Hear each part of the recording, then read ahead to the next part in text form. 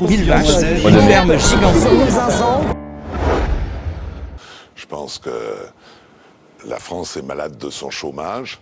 On a beau casser le thermomètre, comme on l'a fait encore ce mois-ci à Pôle emploi. Je crois qu'il est urgent qu'on change de médecin. Ben, c'est une hausse et puis, si vous voulez, surtout, c'est une hausse qui a été minimisée par une petite manipulation des chiffres, hein, qu'on apprend comme cela au cœur de l'été, un 27 juillet, 28 juillet.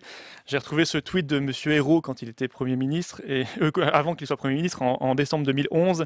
Il écrivait sur Twitter « Le mensonge et le trucage des chiffres sont devenus les seules réponses du gouvernement face à l'envolée du chômage ». J'ai le sentiment que le gouvernement Valls-Hollande a copié le gouvernement Sarkozy-Fillon. Comment dire, ils sont manipulés comme tous les chiffres, puisque ce sont des chiffres administratifs. Ils sont manipulés politiquement ?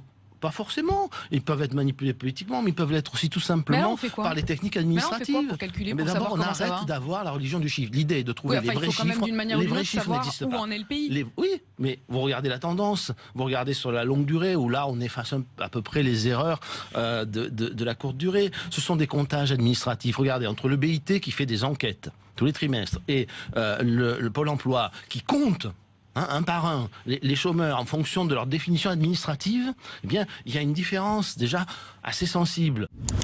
Une des choses dans une démocratie importante, sinon ça s'appelle une dictature, c'est d'avoir la vérité sur les chiffres du chômage. Et là, manifestement, ils mentent, ils l'avouent, et ils prennent vraiment les gens pour des imbéciles. Moi, je vois beaucoup de colère dans la société française, chez les agriculteurs, chez les contribuables qui se font matraquer, chez beaucoup de catégories. Le mensonge, ça peut faire transformer de la colère en exaspération, et ça, c'est pas bon dans une démocratie.